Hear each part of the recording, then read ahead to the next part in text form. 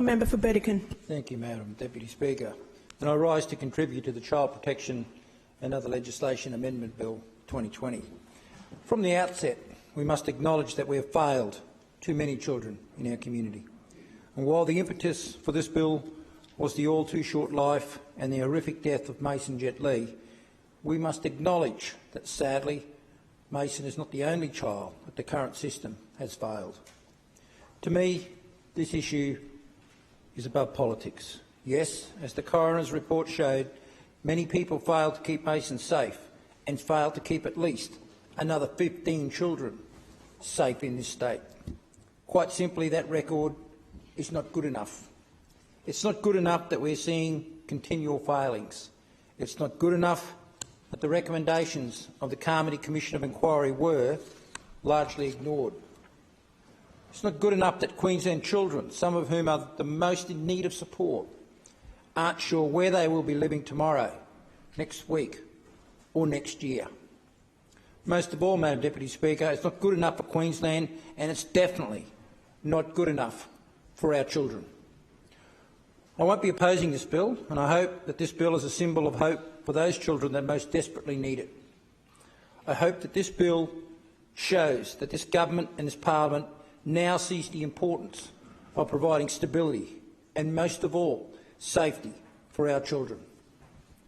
Regardless of where they live, their cultural background or their circumstances, Queensland's children must not only be safe, but they must feel safe if they are to achieve their full potential. Children in the care of the state deserve to be and feel safe. Children need to feel safe instead of fearing someone will break into their home or that they will be harmed. They need to feel safe on their way to and from school. And all children need to know that as legislators, we will do whatever is needed to keep them safe. And that starts here today in this chamber. Madam Deputy Speaker, Mason Jet Lee's story is a horrific story. It is one that we cannot forget and one that we definitely cannot ignore. I note that the Child Protection Act 1999 was reviewed from 2015 to 17 and that reforms included, inter alia, new permanency principles, case planning requirements including early planning for permanency, a limit on the making of successive short-term child protection orders that extend beyond 2 years unless it is in the child's best interests, and the introduction of a new child protection order, a permanent care order, are proposed. Madam Deputy Speaker, we're talking about the rights of children here, and it should always be about what is in their best interests. And that includes, Madam Deputy Speaker, considering whether adoption is an option for achieving permanency for children in care.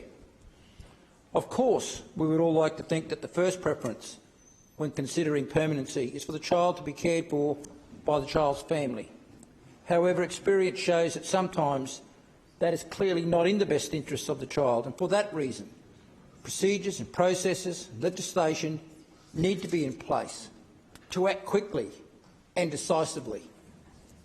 I'm concerned that the number and the proportion of children in the child protection system subject to a long-term protection order has increased substantially in recent years, with significant numbers of child protection orders granting long-term guardianship of a child to the Chief Executive.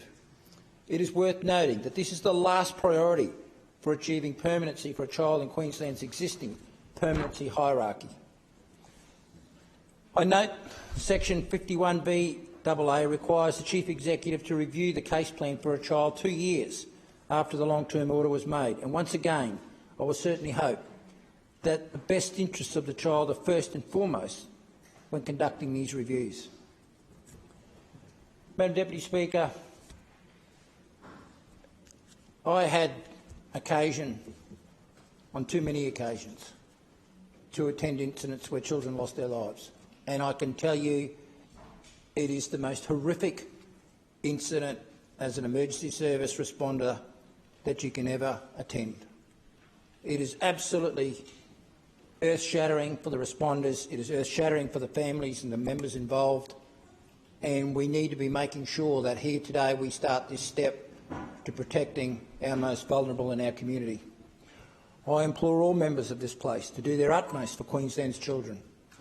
Across the chamber we may disagree on issues and we may disagree on the best way to address them. But every single one of us must make a stand for our children, not just today, but every single day. We have lost too many children. Their potential will remain untapped. But today, we can all commit to not only protecting and ensuring the safety of our children through this bill, but in so many other ways. Madam Deputy Speaker, your future, my future, the future of children like Mason Jet Lee and the future of all Queensland children depends on it, and I am pleased to support this bill before the House.